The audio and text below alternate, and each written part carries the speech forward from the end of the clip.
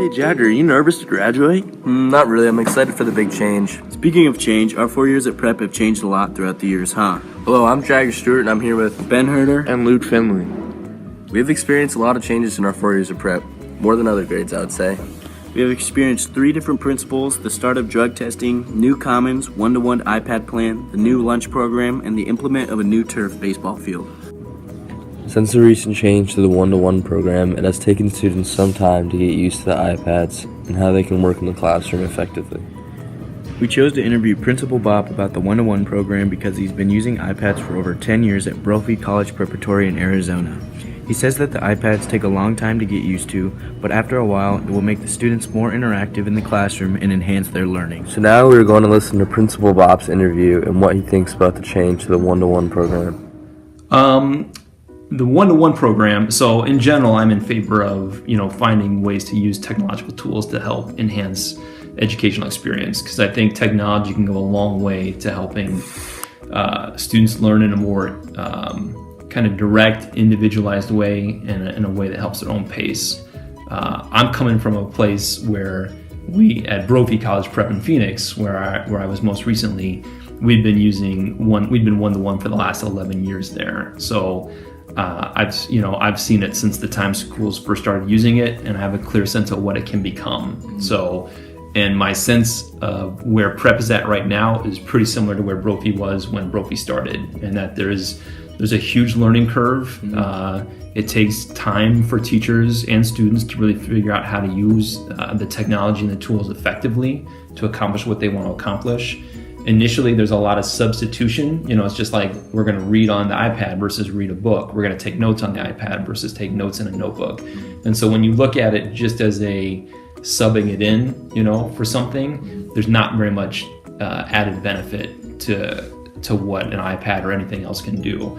But as teachers start to think more creatively about how they can use the technology to do things they've never done before, so for example, give assignments that get instantaneously graded, and that maybe allow students to have a second chance at doing things. It's interesting how Principal Bob has such a high expectation for the iPads because he has been using them for so long and knows what they are capable of doing for students. As you may know, there are always going to be some people who don't like the iPads, especially some teachers who feel like they are a distraction to students and would prefer to stay old-fashioned and go back to pen and paper. Principal Bob gave another good example of how iPads can make students interactive and how teachers can implement more creative learning. Or using polling software in the classroom so every student is answering questions as opposed to just whoever raises their hand, or using more creative means of doing things instead of just writing the standard 5-paragraph essay.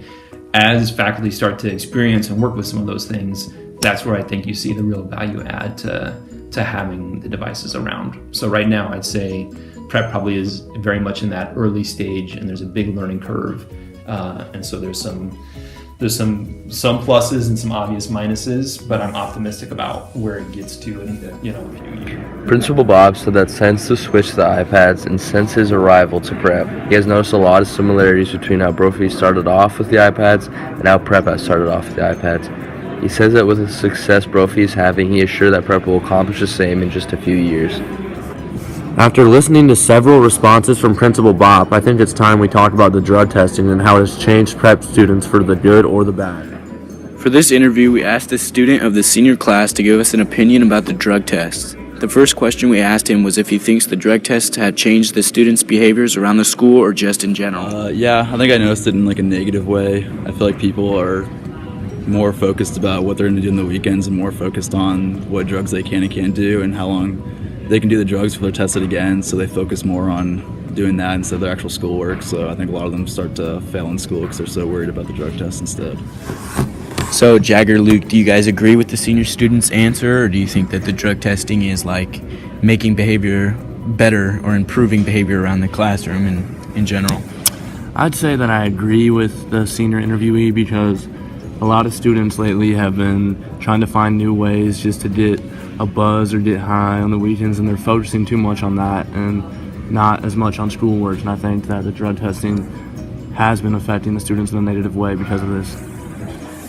I don't think I've seen a direct correlation between the drug testing and someone's behavior just all around the school environment. I think there definitely is a behavior or kind of a view that everyone has on the drug tests, but I don't think it's making a direct impact. So the next question we asked the senior student was if he thinks there is a better way that we could drug test students, or does he think that the hair tests are doing a fine job? I think there's really no way, since you go to school, and it shouldn't be for drug testing. I think if you're actually for like a job, yeah, there's good ways to drug test people like piss tests, but I think hair tests is just not a good way to do it. We had the opportunity to interview our economy teacher, Mr. Lutke, and he gave us his thoughts on the drug tests and how they're benefiting students. I'm going to be blunt. It's going to sound like I'm dancing. I'm not. I'm going to be blunt. I have always been anti-drugs. I have not personally taken any drugs except for, and I've been open about this, performance-enhancing drugs or testosterone, whatever you want to say. I'm open about that because if there's ever students that are thinking about taking that, I want to be able to advise them against that. But as someone who's never even socially smoked marijuana or done anything even more powerful than that, I've been a strong advocate against drugs. I've had friends get into drugs and fall apart. One of my closest friends killed himself because he went from marijuana to pills to meth. His girlfriend left him. He subsequently wrote her a letter, left a rose on her car. He went home and killed himself. That was a very tough loss. So it's very personal and emotional. So I'm for the students of Creighton Prep not using drugs. When we talk about drug testing, we got to first understand why we're doing it. We're doing it not to control the students' lives. I know people joke about that and whatnot, but it's more or less to try to keep the students. It's a deterrent. It's a preemptive deterrent to keep students from using drugs. And I know it's hard for students to hear that, but it really is. But the thing that bothers me about that is we have to as again, I'm saying it's me too as a teacher, myself, there's about that drug test. I want to know if there's anything that's getting by. What unintended consequences, I'm to throw out some business terms, econ terms, what unintended consequences could we as a faculty and staff and administration, and we're all together in this, so I don't want anybody to think I'm singling people out, because that's the last time on a podcast I got in trouble because people thought I was singling out and I wasn't. But if we're creating any kind of underlining culture, unintended consequence, what is that, and how can we make sure that is not worse than what we're trying to prevent in the first place? That's in no way saying that I'm against drug testing. I think we need to really look at what we're testing for and what are our kids doing, because I can tell you that the guys are so smart in this school, and they're so smart in school, they're going to find ways to do things. Again, that's coming from someone who's very against using drugs for a lot of reasons, but obviously personal loss as well as social loss. So I wish there was a better way to do things. I don't know if it's the best way, especially if it's creating a funnel to drugs, such as pills that don't necessarily show up in drug tests. I might be too much sharing, but I've been on probation before. Whatever, it is what it is. And I've taken drug tests before for my probation officer, and I was taking Klonopin at the time, for instance, for anxiety and panic disorder, because I've been diagnosed and they get that prescribed for me.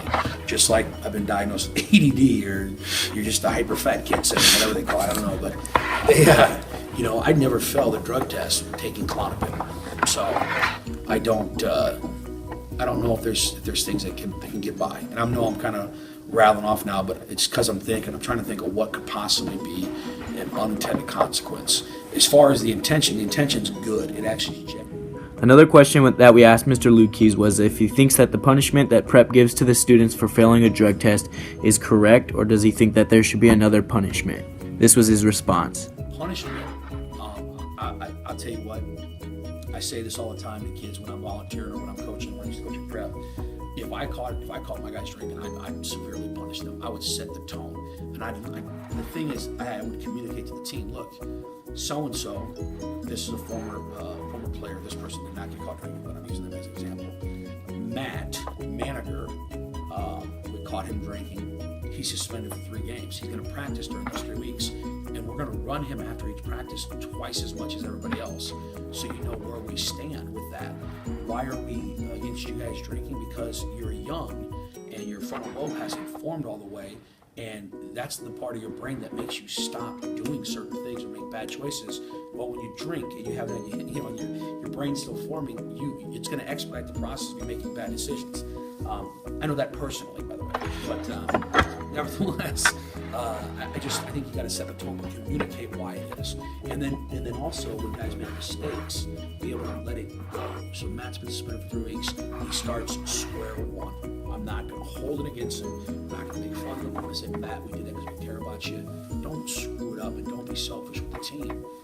And just let it go. Let it go, man. Everybody's going to make mistakes. And with you guys have to make mistakes in your life in order to. Just to kind of switch up the topic on y'all fellas, we chose to interview Mr. Lutke again, but this time on the renovations of the new commons and the new lunch program. And he had some wise words to say about that. Here's the deal. I was skeptical of the new lunch program at first. As I was saying in the past, when I love the renovations. I love the windows, are beautiful. The whole commons area looks so much better now, but I do miss the piano area, like I said before. But brother Jamal, the biggest server down there, fills my plate so full that I can't stop eating. It's so good. I think it's the most amazing thing Prep has done in probably my lifetime, outside of hiring Dave Laughlin back in the day, who was awesome, and Mike Witt, outside of hiring Mike Witt as well. But I'm not joking. The only thing better they could do is keep Jamal out front all the time, so that Jamal can give me as much food as possible, and I can increase my calorie intake and potentially hit 350 before next fall. So the next topic we're going to be covering is over the 3 presidents that we've had here at Prep since we've been here, and how they've changed the school for better or for worse. The next question we had from Mr. Lutke was about the 3 presidents we've had in our past 4 years at Prep, and what were some of the pros of each. Obviously, with Father Knightsky as our current president, I would he's the best. If you're not cursing. No, when it comes to the presidents, guys, that's a tough spot. I met with Mr. Jambaluka, and I really liked what Mr. Jambaluka had to say, and we had a very good conversation. And I could tell at the golf outing that he was so, energized to develop assets and fundraise and whatnot. So I was really eager to see what he was going to do. Obviously, that did not work out, but nevertheless. And then obviously we had Mr. Nats. I've known Mr. Nats since I was 14. We when you know somebody that long, you obviously know them pretty well. So, there wasn't much of a change for me. It was just kind of like Mr. Nats as the principal and the president. But, Father Knightsky, I knew him when he was at Prep the first time as an assistant principal. And I had the chance with John Hillebrand to get to know him and talk to him a couple times socially. And I always liked that he was so even keel. And even through some of the meetings I've had with Father Knightsky, and I'm as I say to the guys in class, I'm very brutally honest. He's been very direct with me. I am someone who needs to be told directly.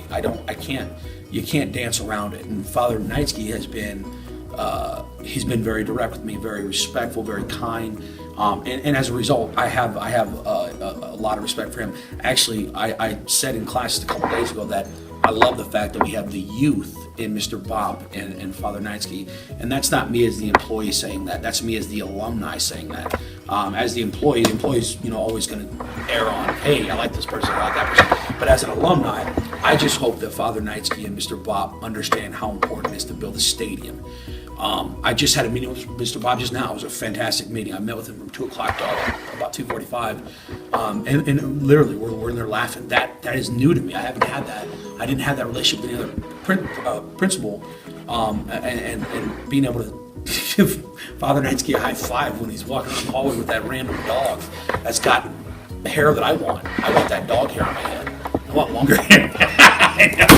I'm sorry, but I want that shaggy locks, man. I want that flow. In conclusion, we talked about the changes at Prep during our 4 years. We talked to President Bopp about the one-to-one program, and he said it mostly takes time until we really see the good effects of the iPads.